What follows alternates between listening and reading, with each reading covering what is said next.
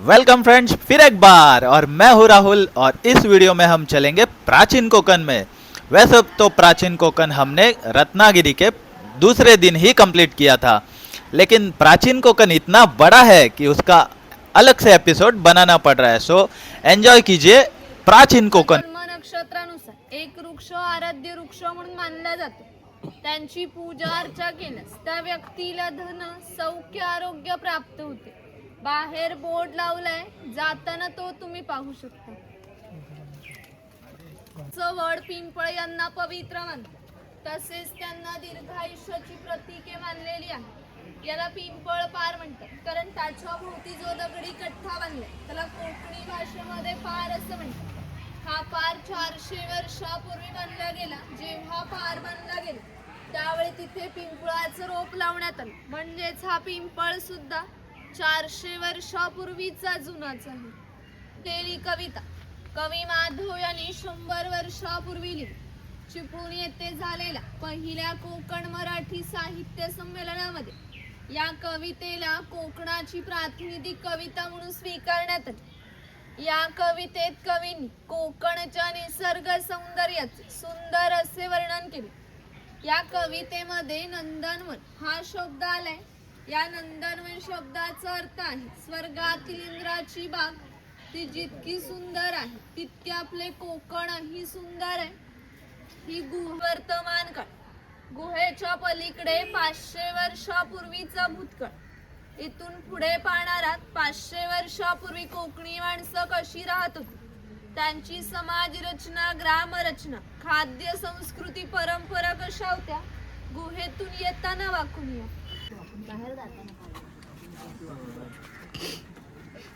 पासून कोकम सरबत व कोकम आगळ तयार केले जाते. त्यांच्या बियांपासून तेल तयार केले जाते व त्याचा उपयोग कैलास जीवनसारख्या क्रीम मध्ये केला जातो. इकडे अजगराचा स्टॅच्यू दाखवलाय. हे भगवान परशुराम आहे. आपल्या पुराणात उल्लेख आहे की हजारो वर्षांपूर्वी भगवान परशुराम होऊन गेले. त्यांनी सर्व पृथ्वी जिंकून घेतली व जिंकून घेतलेली सर्व पृथ्वी त्यांनी दान केली. दान केलेली कोणतीही गोष्ट आपण स्वतःसाठी वापरत नाही, परंतु त्यांना राहण्यासाठी भूमी आवश्यक होती.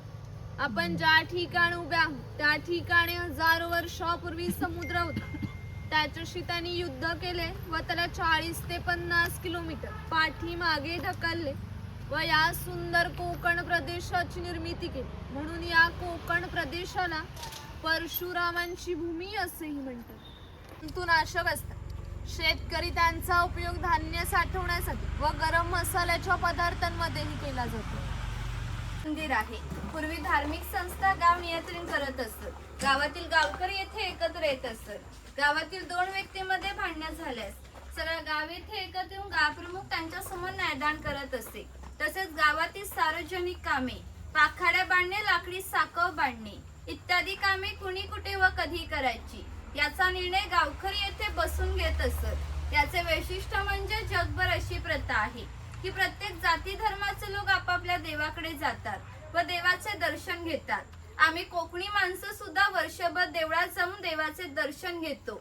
पण जेव्हा आमच्याकडे शिमगा सण असतो तेव्हा हा देव या पालखीमध्ये बसून प्रत्येकाच्या घरोघरी नेला जातो. म्हणजेच कोकणी माणूस आणि देवाचं नातं इतक्या जवळच आहे की आमचं एकामेकाच्या घरी येणं जाणं होत असतं. या देवीचं नाव आहे वाघजाई.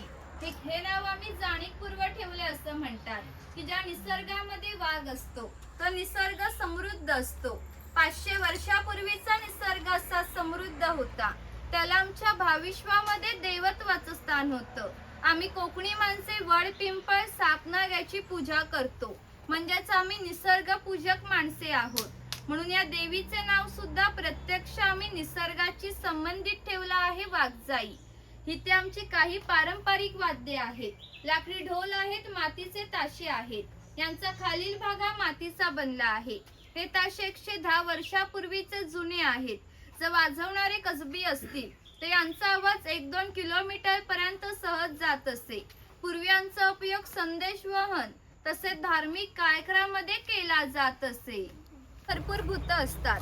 तो कोकणवासियांची अशी श्रद्धा आहे की हा देव त्यांच्यावर नियंत्रण ठेवतो. शिमग्याची वेळेला गाराणे घातले सुद्धा दिली जाते. ती विरगळ आहे वीर लोकांचे प्रतीक चिन्ह. पोतराज लोक स्वतःला चापकाने मारून घेतात, त्याला कडक लक्ष्मी असे म्हणतात. इतक्या जवळ राहतात की समुद्राच्या भरतीचे पाणी त्यांच्या घराला लागून जाते. एवढी छोटी होडी घेऊन खोलवर समुद्रामध्ये 8 ते 10 तास मासेमारी करत असत. कधी कधी समुद्रामध्ये उसळणाऱ्या लाटा ह्या त्यांच्या होडींपेक्षा मोठ्या असत, तरी ते कुशलतेने होडी वल्हवतात आणि पहाटेच्या वेळी परत घरी येतात. बहुतेदार पद्धत अस्तित्वात होती, म्हणजेच नाभिक सुतार, चर्मकार, कासार हे प्रत्येकाच्या घरोघरी जाऊन त्यांची सेवा करत. त्याबद्दल त्यांना पैसे नव्हे तर केवळ धान्य मिळत असे. म्हणजेच या नाभिकाला एका पुरुषाच्या घरी जाऊन केस व दाढी करण्यासाठी वर्षभरासाठी 4 पायली म्हणजे आताचे 8 किलो धान्य मिळत असे. एवढ्या अल्प मोबदल्यात ही लोक समाजाची सेवा करत असत.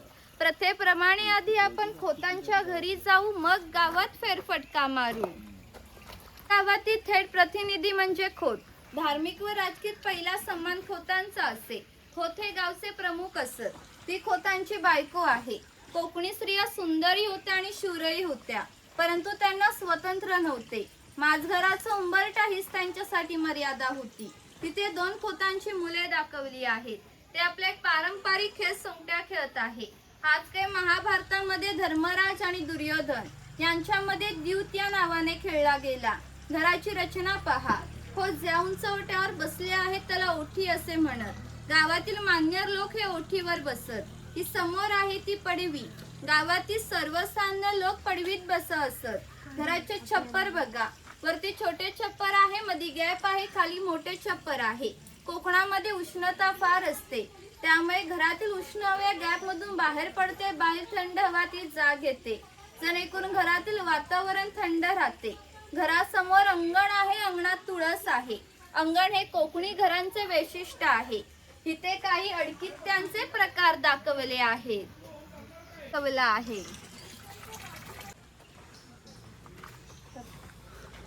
याचं गवताचं घर आणि याच्या अपुऱ्या कपड्यावर जाऊ नका. पूर्वी त्याचं घर जसं असायचं तसे इथं आम्ही उभारलं आहे. ती जी चूल आहे तिला कोकणी भाषेमध्ये पिरसा असे म्हणतात. ती सतत पेटी ठेवली जात असे, कारण पूर्वीच्या काही लाईटर किंवा माचीस नव्हती. जर हा विस्ते विझला तर घरामध्ये 2 गारगोट्या ठेवल्या जात असत. ते एकमेकावर घासून विस्ते केला जात असे. ती जी शेणाने सहाय टोपली आहे तिला कणगी असे म्हणतात. यामध्ये धान्य साचवले जाते. यामध्ये ठेवले धान्य 3 ते 4 वर्ष सहज टिकते. ती शेतकऱ्याची बायको आहे. ही शेतकऱ्याची मुलगी आहे. ती उचल आहे. पूर्वी तिचा वापर कपडे सुकवण्यासाठी केला जात असे. घरामध्ये गौरी गणपतीचा सण दाखवला आहे. गावातील माती संबंधीची सर्व काम ह्या कुंभार करीत असे. गणपतीचे दिवस आले की लाल मातीचा गणपती तयार करणे, उन्हाळा की मातीची मडकी तयार करणे. त्याच्या सफेद रंगाचे मडके आहे ते माडी काढण्याचे मडके आहे. कोकणामध्ये नारळाची झाडे खूप मोठ्या प्रमाणात असतात. त्यांना नारळ येण्यापूर्वी पोळ येते. त्या पोळीला आडवा काप दिला जातो. बाजूला विशिष्ट प्रकारचा झाडपाला लावून तो झाडपाला आतील माडी शोषून घेतो व थेंब थेंब गळणारी माडी वरचे मडके लावून त्यामध्ये साचवली जाते. काळाच्या ओघात 12 बहुतरांचा व्यवसाय नष्ट झाले, परंतु माडी काढण्याचा व्यवसाय अजूनही व्यवस्थित चालू आहे. महिलांना लागणारे दागिने व विविध देवी देवतांना लागणारे दागिने हा सोनार बनवून देत असे. याच्या या अप्रतिम कलाकुसरीमुळे याच्या दागिन्यांना जगभर मागणी होती. शिमगा, नवरात्र व अन्य वेळी ग्रामदेवतेला दागिने घालण्याचा मान हा सोनाराचा असे. कोकणातील बंदरांना 5000 वर्षापूर्वीचा इतिहास आहे. या बंदरामधूनच भारतीय व्यापाऱ्यांनी जगाशी व्यापार केला. यामधून निर्यात होणाऱ्या वस्तूंमध्ये हस्तकौशल्याच्या वस्तू, तलम कापड, हस्तिदंती वस्तू, हिरे माणिक दागिने, शंख, शिंपले इत्यादींची निर्यात हा वाणी करत असे. हा सुतार आहे. कोकणातील 12 बहुतार दाखवताना जे अधिक कौशल्य नाही तिथे दाखवले आहे. त्यापैकी सुतार आहे. सुताराचे खरे काम शेतकऱ्याला लागणारी लाकडी अवजारे बनवून देणे. त्यापैकी हा सावंतवाडीचा सुतार आहे. सावंतवाडीचे लाकडावरील कोरीव काम जगप्रसिद्ध आहे. त्याच्या काही हस्तकौशल्याच्या वस्तू तुम्हाला आमच्या हस्तकला विक्री केंद्रामध्ये पाहायला मिळतील. इथे दरवर्षी दाखवला आहे अस्वलाचा खेळ करताना, इथे गारुडी दाखवला आहे सापाचा खेळ करताना. आहे. शेतकऱ्याला लागणारी लोखंडी अवजारे बनवून देण्याचे काम हा लोहार करीत असे. उदाहरणार्थ कोयता पुराण नागराचे फाळ. 500 वर्षापूर्वी कोकणची राजकीय परिस्थिती अस्थिर होती. बरेचसे लोक हे सैन्यामध्ये होते. त्यांना लागणाऱ्या लोखंडी ढाली व तलवारी बनवून देण्याचे काम हा लोहार करीत असे. याचे वैशिष्ट्य म्हणजे अजूनही कोकणातील खोत व मराठा यांच्याकडे काही वर्षापूर्वीच्या तलवारी अजूनही आहेत. अजून त्यांना गंज आलेली नाही. दर दसऱ्याला त्याची पूजा केली जाते आहे. आम्ही कोकणी माणसं आमच्या जेवणामध्ये खोबरेल तेलाचा वापर जास्त प्रमाणात करत असू. शेतकरी आपल्या बागेतील सुके खोबरे घेऊन स्वतः तेलाकडे जात असे आणि तेली त्याच्या देखत तेल पाडून देत असे. हा तेलाचा घाणा आहे. याला खुंट असे म्हणतात. यामध्ये सुके खोबरे घातले जाते. हे जो उभे लाकूड आहे तिला लाट अशी म्हणतात. ही लाट या आडव्या लाकडाला अशा तऱ्हेने बांधली जाते की ही लाट उभी राहते. या आडव्या लाकडावर दगड ठेवून स्वतः तिला यावर बसतो आणि सरळ वजन घेऊन बैल गोल फिरवला जातो, जेणेकरून आतील खोबरे रगडून त्याचे तेल निघते. म्हणजे पूर्वी तेलाला पसा ते 1.5 पसा तेल काढण्यासाठी 1 ते 1.5 तास मेहनत घ्यावी लागत असे. व्यवसाय निवडीचं स्वातंत्र्य नव्हते. प्रत्येकाला आपापल्या जातीचाच व्यवसाय करावा लागत असे. बांबूच्या वस्तूभांचे काम हा बुरुड करत असे. हे सूप आहे, ती फुलाची परडी आहे, ही रोवळी आहे. हिचा वापर धान्य धुण्यासाठी किंवा धार्मिक कार्यक्रमामध्ये केला जातो. हे पूर्वी घरामध्ये दगड मातीच्या वस्तू असत. ते जे जातणीसारखं दिसतं त्याला घिरड असे म्हणतात. जातणीमध्ये धान्य दळून निघते ते घिरडामध्ये अक्का भात घातला जातो. तेव्हा अक्का तांदूळ बाहेर निघतो, कोंडा बाजूला केला जातो. हे पुरण यंत्र आहे. यामध्ये डाळ घातली जाते व दोन्ही रॉड उलट सुलट फिरवले जातात, जेणेकरून आतील डाळ दळून त्याच्या गोड पुरणपोळ्या केल्या जातात. तो टिफिन बॉक्स आहे. वरती पाण्याचा तांबे आहे, खाली 3 डबे आहेत.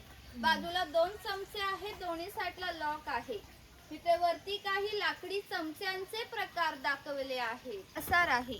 मग अशी सांगितल्याप्रमाणे 12 बहुतेदार लोकांच्या घरोघरी जाऊन त्यांची सेवा करत. त्याचप्रमाणे हा कासार या मुलीच्या घरी आला आहे. हे त्या मुलीचे घर आहे. पूर्वी कोकणातील मुलींची लग्न वयाच्या 8व्या किंवा 10व्या वर्षी होत असत. तोपर्यंत हा कासार या मुलीला बांगड्या भरण्याचा कोणताही मोबदला घेत नसे. म्हणजे पूर्वीच्या काही 12 बहुतेदार कोणतेही काम करताना नफ्या तोडाचा विचार न करता आपले कर्तव्य म्हणून काम करत होते आहे. पूर्वी प्रत्येक गावात भरपूर मोठे जंगल होते, त्यामुळे पाणी मोठ्या प्रमाणात उपलब्ध होते. ज्या ठिकाणी उंच 12माही पाणी असते तिथे धरडे बांधून हे पाणी प्रत्येकाच्या घरोघरी पाट्यासह नेले जात असे. वरती खवळे मांजर दाखवला आहे. त्या वस्तुभांचे काम हा चर्मकार करीत असे. त्याच्या जोडीला आम्ही एक प्रसंग सांगतो जो 500 वर्षापूर्वी घडून गेलाय. इथून 80 किलोमीटर अंतरावर मार्लेश्वर नावाचे देवस्थान आहे. एका पर्वतामध्ये एक मोठी गुहा आहे. त्या गुहेमध्ये शंकराची पिंडी आहे. याचे वैशिष्ट्य म्हणजे अजूनही जिवंत साप त्या गुहेमध्ये आहेत. पूर्वी मार्लेश्वर देव एका गावामध्ये राहत होते. तेथील लोक हे वाईट मार्गाने वागू लागले. त्यामुळे शंकराची पावित्र्यता ही कमी होऊ लागली. शंकराला ते मान्य होणे शक्य नव्हते, म्हणून त्याने तो गाव सोडून जाण्याचा निर्णय घेतला. मकर सणाच्या आदल्या रात्री ते गावाच्या बाहेर पडले. गावाच्या बाहेर या चर्मकाराचे घर होते.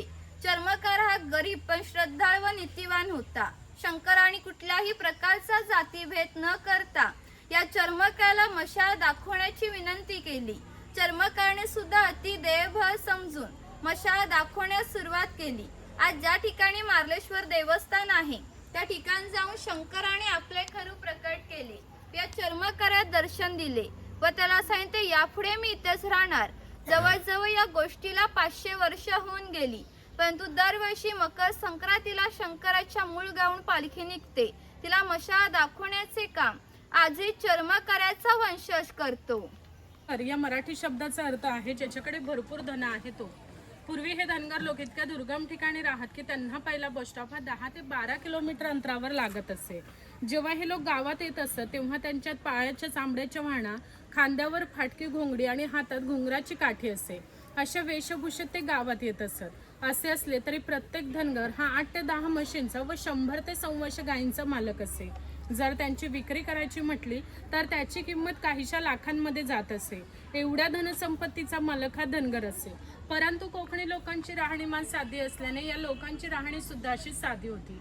आणि ही बकरीची गोठी आहे जंगली श्वापदांपासून संरक्षणासाठी ती एवढ्या उंचावर बांधली जात असे. तिच्या आतमध्ये 2 बांबूंच्या मध्ये फट आहे, कारण त्यांनी केलेला मैला त्या फटीतून खाली पडावा. छपराची रचना ओबडधोबड असली तरी कितीही पाऊस आला तरी पावसातील लाल रंगाच्या खोडापासून कात तयार केला जातो, जो पानामध्ये खातात लाल रंग येण्यासाठी. तो पुढे कात भट्टी दाखवली ती आहे. ते जे खैराचं झाड आहे ते तोडले जाते. त्याच्या आतील लाल रंगाच्या खोडाचे छोटे छोटे तुकडे करून ते पहिल्या 4 मडक्यांमध्ये पाण्याबरोबर उकळवले जातात. ते उकळवल्यानंतर 5व्या मडक्यात एकत्र करून पुन्हा विशिष्ट तापमानावर उकळवले जाते आणि त्याचा जो लाल रंगाचा पाक तयार होतो तो सावलीत सुकून त्याच्या छोट्या छोट्या वड्या पाडल्या जातात. म्हणजे कात तयार होण्याच्या प्रक्रियेला 3 ते 4 महिने लागतात. तो दोस्तों घूम फिर के हो गया है, अभी आए हैं शॉपिंग करने और कुछ लिए हैं। अंबावड़ी है, फणसवड़ी है, लिए हुए फणस है, तो ये सारे चीज़ें हमने लिए हैं। किधर है अपना ट्रे? क्या ये ट्रे है ये है और दूसरा एक भी ट्रे है।